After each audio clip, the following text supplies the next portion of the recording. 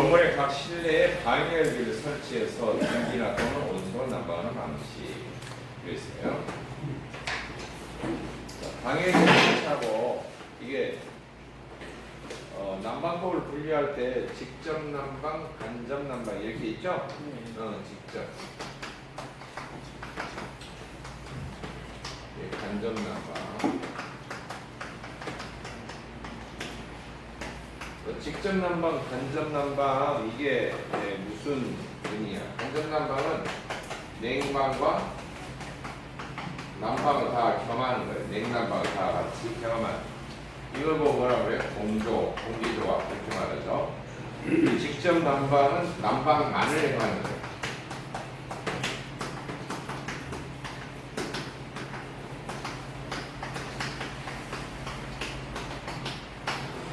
그래서 분류를 할 때 약간씩 혼동이 되는 경우가 있어요. 뭐냐면은 규모상으로 봐.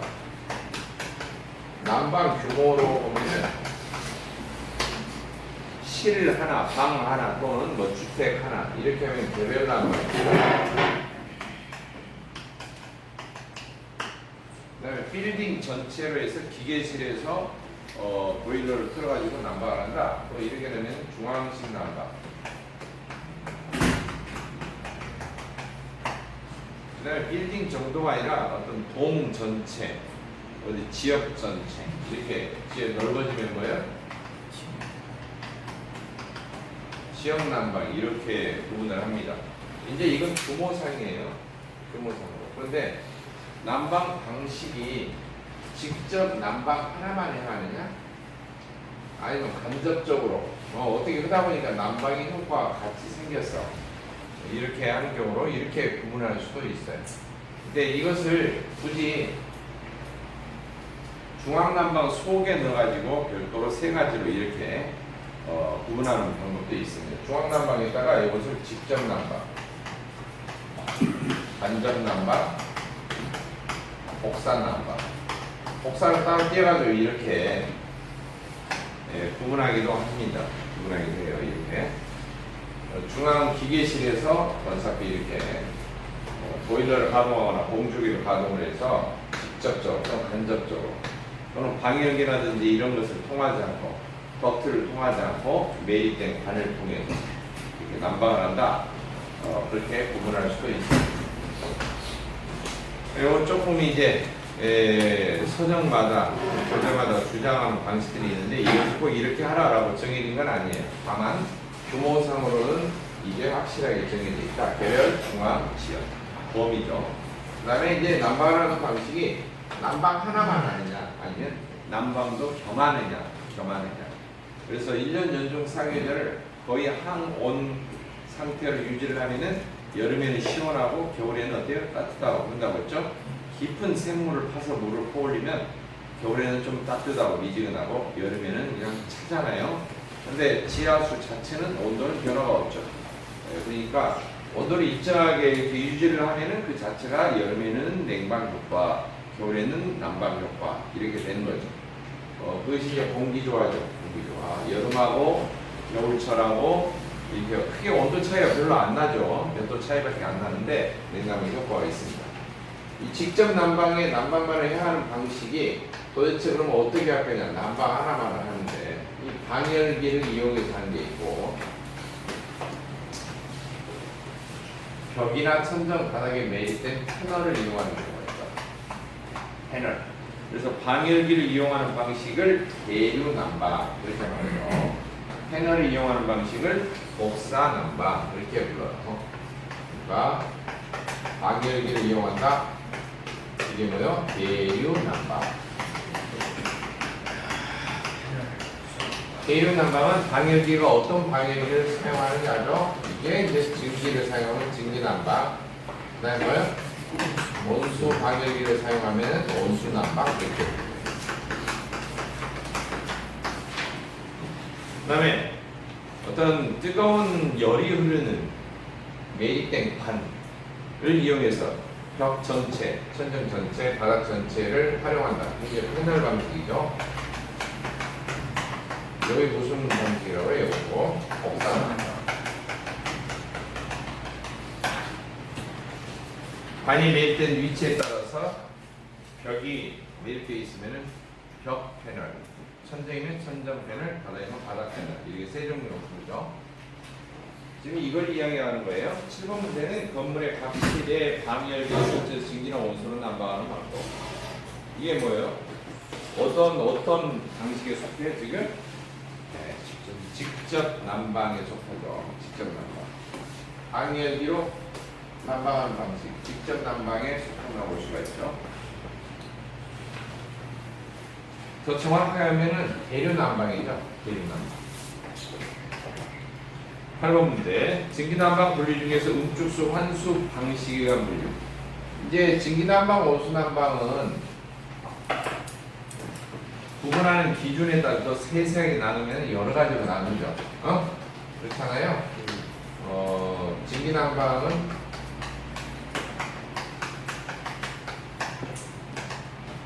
먼저 증기가 공급하는 방향, 공급 방식. 어느 쪽으로 공급하는 방식에 따라서 상향, 하향 이렇게 나누고요. 예. 어느 쪽으로 공급하냐. 위로 올라가면서 차례대로 공급한다. 이따 올라갔다가 내려오면서 공급한다. 그렇죠? 그 다음에 방식, 여러분 공급 방식. 증기 따로, 응축수 따로, 아니면 증기하고 응축수하고 같이. 그렇게 되면 뭐가 돼요? 방관식, 복관식. 이렇게 구분하죠? 그 다음에 공급 압력. 증기가 얼마나 센 압력으로 공급이 되느냐. 그러면은 고압식, 저압식, 뭐예요?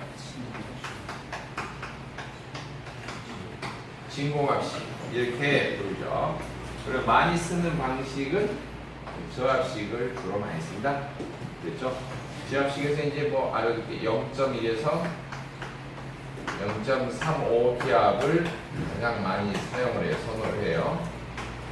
계기압입니다. 자, 이 정도의 압력으로 증기를 보내는 걸 많이 선호한다. 그 다음에 증기가 식으면은 응축수 되잖아요. 응축수를 어떻게 회수를 하느냐, 어떻게 다시 보일러실로 되돌아오게 할 것이냐. 응축수가 무거우면 저절로 밑으로 응축수가 흐르겠대요. 이것은 중력 관수. 펌프로 어때요? 말하자면 기계 관수. 강력한 진공 펌프로 빨아들일 거예요? 진공 관수. 진공 환수 방식에서 마지막 환수 주간 위치와 진공 펌프 위치가 너무 높이 차이가 많이 날 때, 1.6m 이상 차이가 날 때 계단식으로 이렇게 응축수가 빨아들이게끔 하는 게 있죠. 리프트 피팅이라고 하죠. 1.5m 정도로. 진공 환수. 그 다음에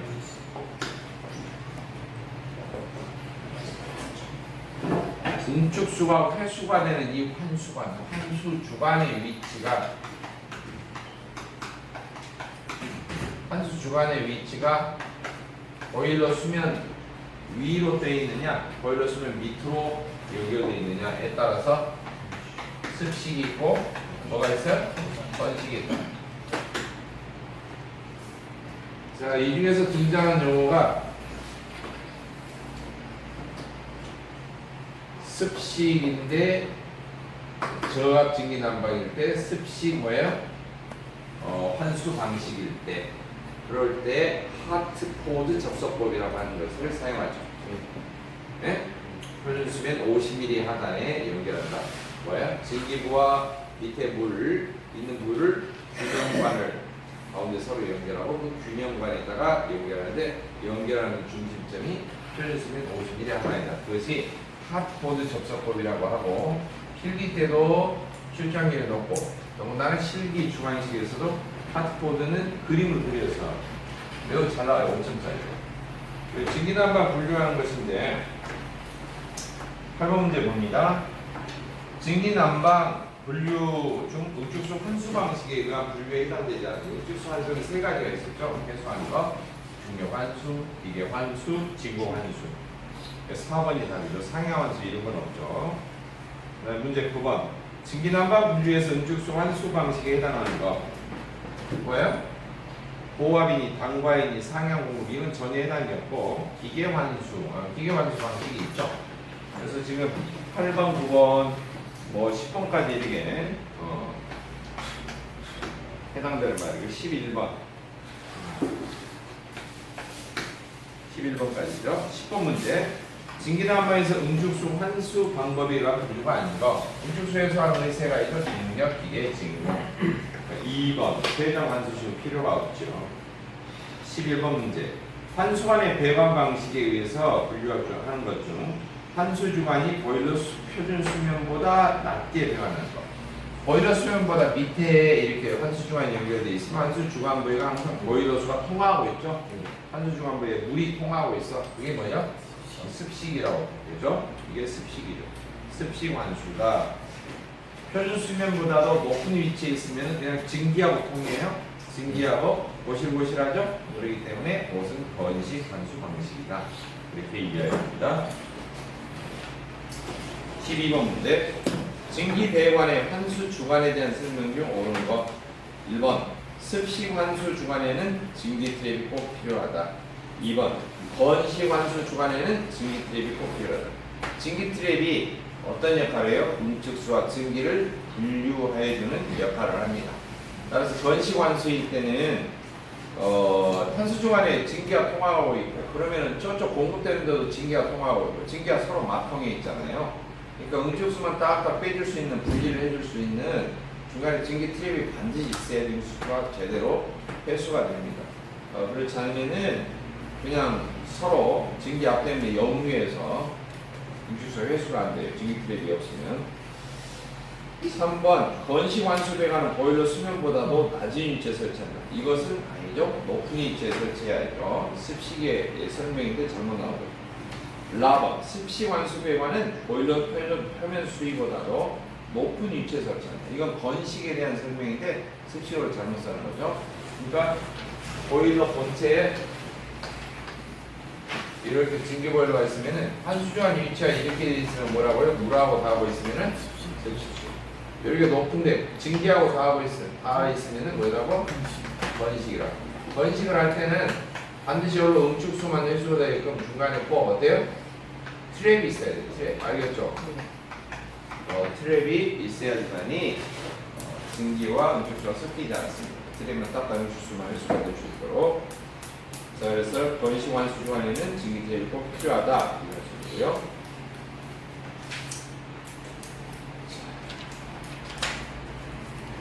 13번 보겠습니다. 증기난방을 고압증기, 저압증기난방으로 구분할 때 저압증기난방이 해당되지 않는 거. 지금 이거 저압증기난방인데요. 일반적으로 이걸 많이 사용을 해요. 저압증기난방.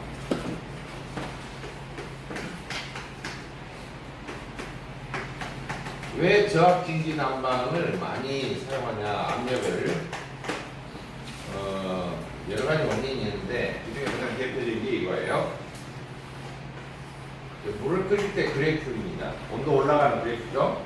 압력이 높으면 높을수록 이 끓기 시작하는 온도가 높게 올라가요. 대신에 증발할 때 걸리는 이 엔탈피는 줄어들죠. 증발 단내리라고 그러죠. 근데 이게 증기가 식을 때는 그래프가 거꾸로 움직이죠. 요거 물이 끓을 때 모양이고 증기가 식기 시작하면 거꾸로 되는 거예요. 내려와서 열을 발산해. 그리고 응축수가 돼요. 그러니까 요만큼 열을 발산하느냐, 요만큼 열을 발산하느냐. 그게 뭐죠?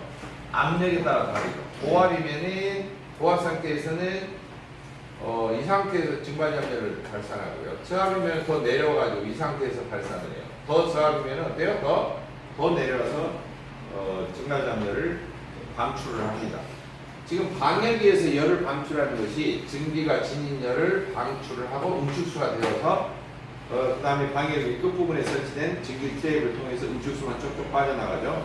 그러니까 많은 열을 발산하려면 어때요? 압력이 낮을수록 유리하다. 압력이 낮을수록. 그래서 저압을 사용하는 것이고요. 그러면 진공압이 더 좋지 않냐? 그렇습니다. 그런데 진공압의 경우는 대기압보다도 압력이 낮아버리기 때문에 주변으로부터 뭐가 공기가 그 배관 설비 안으로 스며들 수가 있어요. 속행 압력이 진공이니까 대기압보다 낮으니까 밖에서 공기가 스며들어요. 공기가 체류할 수가 있죠. 그래서 공기가 스며들면 안 좋습니다. 잘 순환이 되지 않고 공기 체류하면은 응축이 되지 않고 그래서 약간 대기압보다 약간 높은 상태 게이지로 보면 약간 올라간 상태 살짝 증기가 세다라도 살짝 세면은 뭘까? 이건 자체가 바깥에서 공기가 스며들지 않을 정도로 0.1에서 0.35 기압 정도 사이에 압력이 낮은 저압 상태의 증기를 사용합니다. 그리고 이게 증기 압력 자체가 높지 않기 때문에 고압이라면 방열기에서 속이가 증기가 고압이라면은 밖으로 셀 염려가 많죠. 그래 안 그래요? 저압이면은 첫째가 뭐가 증가한다? 증발 담력이 증가하는 거죠. 그렇죠? 다른 말로 하면은 응축 잠열하고 똑같아요. 어차피 증발될 때 흡수하는 것은 응축될 때 방출하게 되니까요. 이게 증가예요. 많은 열을 증가. 그리고 이 저압을 사용하는 압력이 0.1에 얼마 쓴다고? 0.35 기압을 사용한다. 이 정도의 압력을 주로 선호해서 사용한다. 두 번째로는 압력이 낮은 만큼 누설 염려가 어쩐다? 네? 적다. 누설 염려가 적다는 것은 뭐하고 비교한 거냐면요. 고압하고 비교한 거예요. 고압에 비하면 누설이 좀 적게 된다는 것이. 그 다음에 방열기 온도는 어때요? 압력이 낮으면 온도가 낮죠? 네. 그렇죠? 네. 온도가 낮아요. 그러니까 방열기 온도가 낮아요. 방열기 온도가 낮으면은 그만큼 화상의 우려가 어때요? 줄어드는 거예요. 없는 건 아니에요. 줄어들어요.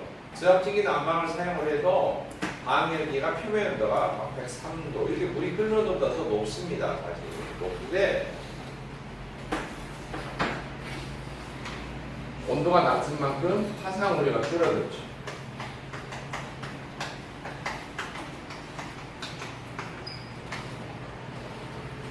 그런데 최대 단점이 있어요. 저압이니까 압력이 낮으니까 힘이 세진 않죠. 힘이 세진 않죠.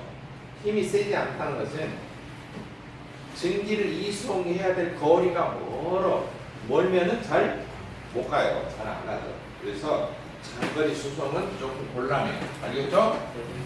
장거리를 갖다가 수송하는 것은 곤란하다. 이렇게 되고요. 압력이 낮기 때문에 장거리를 수송하는 것이 곤란하다. 그러니까 빌딩 하나 같은 단일 빌딩 여기 내에서만 자기들이 오붓하게 이렇게 가까운 거리에서 이송을 해서 사용할 때는 저압증기 난방이 유리하다. 이렇게 볼 수가 있습니다.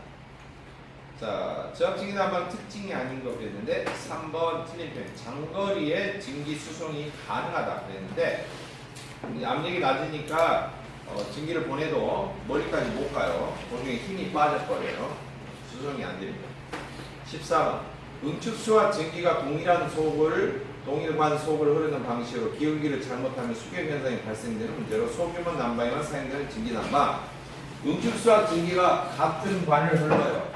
응축수와 증기가 같은 관 하나로만 계속 공급되고 응축수가 생성이 되면 다시 그 관으로 회수가 돼서 계속 같이 흘러요. 그게 뭐예요? 방관식.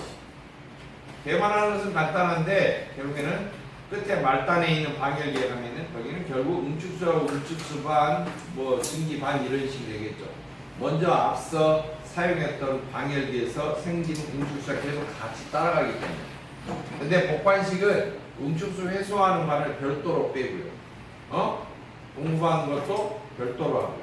예를 들어봅시다. 집에 예를 들어 수돗물 공급되는데 수도관 따로 돼 있고요. 쓰고 나면 물 버리는 거 하수관이 따로 있죠. 그래 안 그래? 이제 그 같이 관 하나로 넣었다 뺐다 해봐봐요. 그럼 이게 수돗물이 이게 하수도물이지. 구분돼야 안 돼요? 안 되죠? 안 되죠. 다 따로따로잖아요. 따로따로가 복관, 가칭에 연결해 놓은 거기다 방관 이렇게 생각하시면 돼요. 따라서 14번의 답은 무엇이다? 단관식 3번이 답이 되겠죠? 15번 진공환수식 증기난방에 대한 설명으로 틀린 것. 진공환수는 지금 응축수를 회수하는, 즉 응축수를 보일러실로 다시 빨아들이는 방식이죠. 중력환수, 그냥 마냥 하늘에서 감 떨어지기 기다리듯이 응축수가 무게에 의해서 저절로 밑으로 그냥 떨어지기만 기다리는 거예요.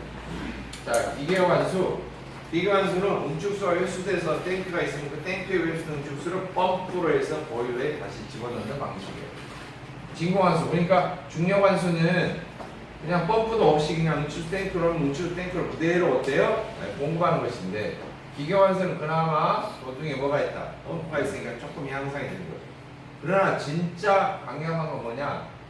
진공 펌프를 달아가지고 응축수가 되돌아오는 환수관 자체를 강제적으로 빨아들여 버려요. 강제적으로 빨아들여요. 아, 그러면 기계환수 펌프로 빨아들이면 될 거 아니냐? 아니에요. 자, 왜 이게 차이가 있는가? 들어봅시다. 일반 펌프는 물이 차있지 않으면 돌아요, 안 돌아요? 펌핑이 돼야 안 돼요? 에? 안 되죠. 허당이에요, 허당. 일반 펌프는 물이 어때요? 차있지 않으면 허당이다. 즉 펌프만 놔두면요 응축수 회수관이 만약 응축수가 원활하게 안 됐어. 그럼 어때요? 빈 공간이다. 응축수 안 내려오겠죠? 펌프가 작동이 안 돼. 그러니까 펌프로 뭐 회수한다? 그럼 뭐 이론상으로 좋죠. 근데 실제로 안 돼. 펌프가 공회전을 하게 돼. 공회전. 근데 여기 나오는 진공환수는 말이 진공 펌프이지 별명만 진공 펌프이지 사실은 뭐예요 이게? 사실은 뭐예요? 예? 회전식 압축기죠. 냉동에서 배웠죠? 회전식 압축기. 회전식 압축기는 앞으로 뽑는 것은 별로인데 빨아들이는 것은 기가 막히게 빨아들인다. 뭘 빨아들여요? 압축기는 주로. 기체도 빨아들여. 기체를 빨아들이잖아요. 기체를 누르잖아요. 근데 회전식은 구조상으로 어떻게? 훑어서 가는 거라고 그랬죠? 내통 훑어서 가는 거죠. 이렇게. 그래요 안 그래요? 편심으로 되어 있는 내통과 외통이 있어서 안쪽에서 훑어가지고 가는 방식이라고 했죠? 그러니까 기체가 들어와도 그냥 빨아들이고 액체가 들어와도 막 빨아들이고 훑어서 가는 형식이라 그래서 회전식 압축기의 별명이 진공펌프다. 그래서 알아두시고 진공펌프는 응축수가 있으면 있는 대로 없으면 없는 대로 막 빨아들여요. 그러니까 쭉쭉 빨리죠. 그러겠죠? 그래서 회수하는 속도가 빠르다. 그렇게 생각이 진공환수는 대규모 난방에 적당하고요. 그래서 알아두시고요. 잘 회수가 되기 때문에 물이 쫙쫙 잘 빨려오니까 환수관의 직경을 그만큼 작게 해도 돼요. 환수관의 직경은. 나머지 방식은 환수관의 직경이 작으면 잘 회수가 되지 않아요. 흐르지를 않아. 물이 잘. 그 다음에 두 번째 특징.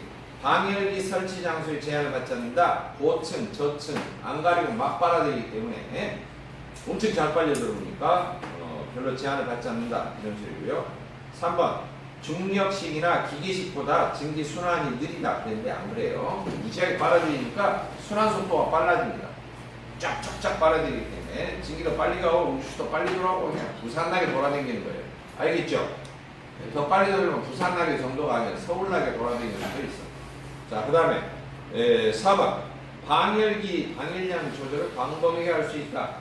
회전식 펌프를 RPM을 조정한다는데 그러면은 얼마나 신속하게 빨아들이냐, 얼마나 천천히 빨아들이냐에 따라서 어때요? 순환하는 속도 이런 것을 조절할 수가 있고 따라서 증기가 빨리빨리 순환하면은 열량이 빨리빨리 방출되겠죠. 방열기가. 그리고 천천히 순환을 시키면은 열이 진득하게 천천히 방출이 되겠죠. 그러겠죠? 네. 그래서 방열량 조절을 광범위할 수가 있다. 즉 진공환수식을 사용하는 증기난방은 대규모 난방에 적합하다. 그렇게 생각하시면 돼요. 대규모 난방. 16번 환수관 내의 유속이 다른 방식에 비해서 빠르고 자, 왠지 환수관이라고 하는 것은 증기가 식은 응축수가 되돌아오는 응축수 환수관을 말합니다. 응축수 환수관 방식이 어떻게 해서 이렇게 회수가 되냐 세 가지가 있죠. 중력, 기계, 진공법으로. 타 방식에 비해서 빠르고 방열기 내에 공기도 배제한다. 방열기 내에 공기가 있든지 말든지 막 빨아들여 버려요. 왜? 원래 압축기 출신이어서 알고 보니까 명칭이 펌프라고만 붙어있다 뿐이지 원래 출신이 뭐예요? 압축기란 말이에요. 압축기는 기체를 잘 빨아들여. 공기고 뭐시고 막 빨아들여. 훑어버려요. 알겠죠? 뭐 그런 영화 있잖아요. 슈퍼마켓에서 알바하는 노인의 할아버지인데 털박이 보인단 말이에요. 혼자 사는 독거노인. 근데 슈퍼마켓에 누가 돌았어요? 강도도 돌았죠? 떼거리로 다 그냥 다 몰살이죠. 누가? 강도들이. 알고 보니까 뭐예요? 대통령 정원 출신으로 특수부대 출신이야. 그런 영화들 있잖아요. 알고 보니. 진공 펌프가 알고 보니 펌프가 아니야. 뭐야? 압축기야. 기체 빨아들이는 게 원래 주 목적이야.